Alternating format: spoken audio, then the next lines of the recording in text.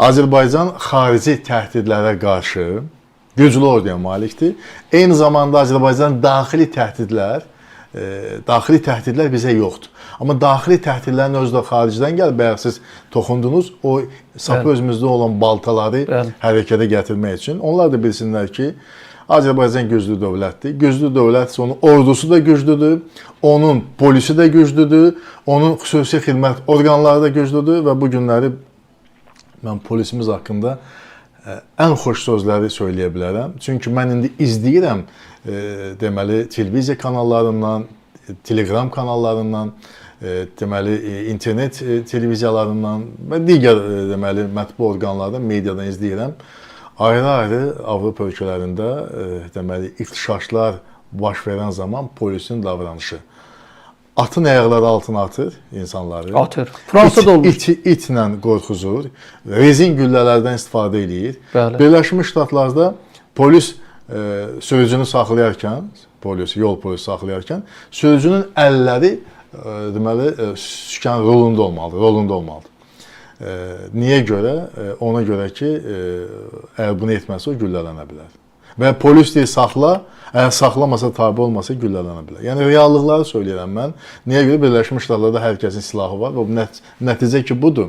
Amma ona görə Azərbaycan polisi, mən hətta deyərdim ki, bunu tam məsuliyyəti ilə deyirəm, Azərbaycan polisi bu günləri həmin Avropa polisi üçün də, Birləşmiş Ştatlar polisi üçün də bir nümunədir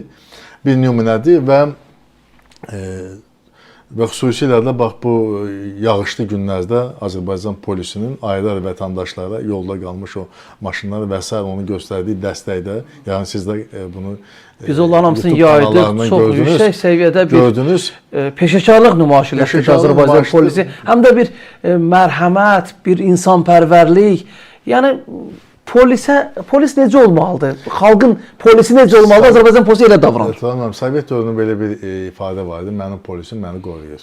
Bu günlər Azərbaycan polisi sözün həqiqi mənasında gerçəkdən də elədir. Məni qoruyur, səni qoruyur, deməli, hər bir Azərbaycan vətəndaşını qoruyur. Bunu demək lazımdır. Həqiqəti susmaq olmaz.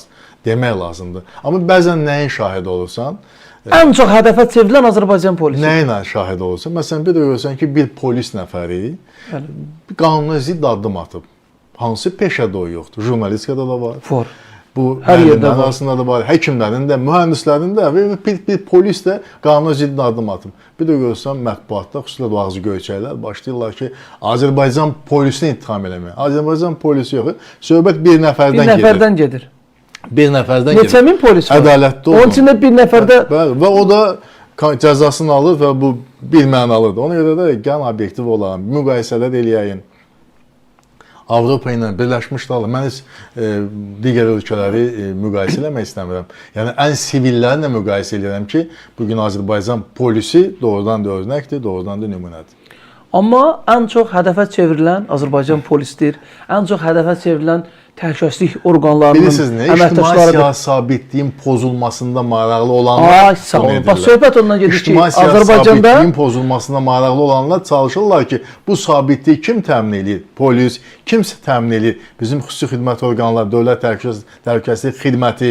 Bax, fikir verirsiniz, onun ucbatından bu qurumlar hədəf alınıb. Düşmənlərimiz əgər bu günləri polisi, xüsusi xidmət orqanlarını, dövlət təhlükəsizlik xidmətini hədəfə alır, onların əleyhinə danışırlarsa, deməli onların zəif nöqtəsi odur. Deməli bu qurumlar ləyaqətlə dövlətə, millətə, dövlətçiliyə xidmət edirlər.